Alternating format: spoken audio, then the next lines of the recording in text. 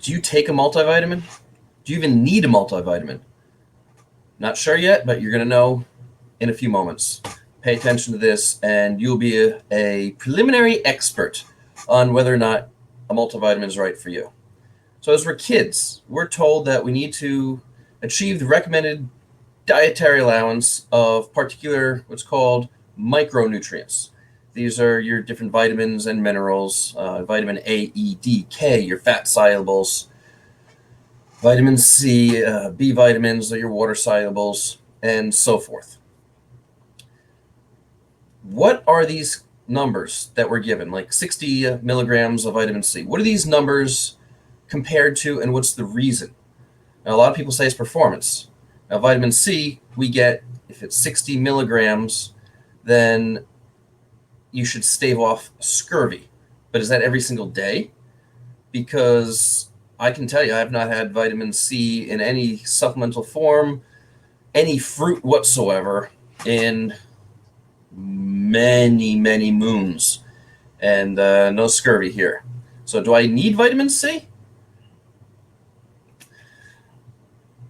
The RDA for vitamins and minerals was set forth back in the 1900s. And they weren't looking for performance then. They were looking for how much do we actually need. Now, if you were actually to take the recommended dietary allowance of every single vitamin and mineral, your RDA for everything, get this, to consume it in whole foods, you will consume 27,000 calories per day. 27,000 calories. Now, most of you are somewhere between 1,000 and 2,000 calories. Tiny females like Shantae, 1,200 calories a day is all she needs. You too, Sarah. For somebody such as myself, believe it or not, my basal metabolic rate's only 1,800. Now you add in exercise, working out, body changes that you want, that you don't want, performance, and my caloric intake is around 3,700. If it's a really, really fun good day, like 4,100. That is a lot, and that's only because of my activity level. 27,000 calories is so above what I would ever consume in a given day, what anybody would ever consume in a given day. It's just not feasible. So therefore, people say, okay, if A plus B equals C, therefore I should take a multivitamin. Well, let me ask you this. Are ancestors taking multivitamins? Are the thriving Homo sapiens taking multivitamins? Were the Vikings, were the Indians, American Indians, natives, whatever you'd like to call individuals, were they taking multivitamins? No, they were never invented. So why then are we taking multivitamins? I'll tell you why we're taking multivitamins, because the multivitamin company says, we've got some extra fodder left over, let's squish it together and sell it. I mean, most of the ingredients in multivitamins are all different derivatives of oxides, which is a rust. It's something that's already breaking down. So if primal you wasn't taking a multivitamin, why do you think that you need to take a multivitamin? Food intake is often geographically based. Those in the Mediterranean typically eat more fish, will have more vegetables and fruits. Eskimos, typically whale blubber. The Native Americans typically was animals, animal organs, and when they were scarce, it would be more vegetation, really. Vegetation, you can get a whole source of meat, and then it was meat time. So then why do a multivitamin? Why take a multivitamin? Have you been tested? Do you know what you need? I get my micronutrient test and find out that I need one, perhaps two different forms of antioxidants. Then why take the entire abundance? Why take the entire myriad of different vitamins and minerals? It makes no sense at all. It could also be a detriment to you, believe it or not. There's a study that shows that individuals who take multivitamins actually die years earlier. Now, why is that? You're getting all the antioxidants, you're getting all the nutrients that you need in abundance, right? But now it's shown that you may die younger.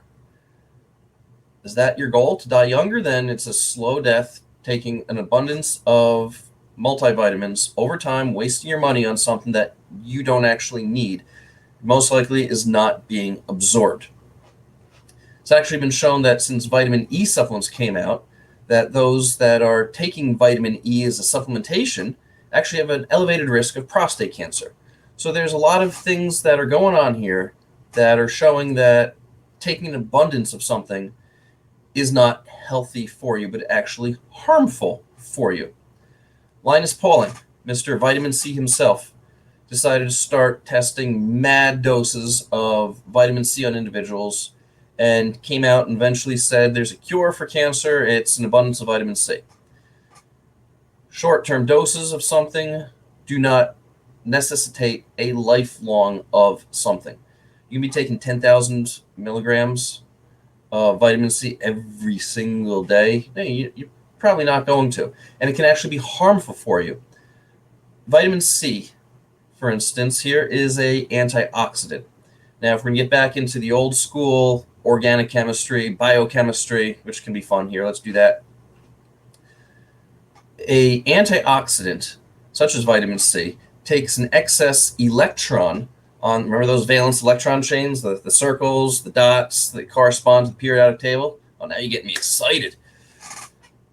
It actually takes the extra one, makes it a part of it, if you would, and lowers oxidation. Oxidation then leads to inflammation, weight that won't come off, weight gain, and, of course, disease.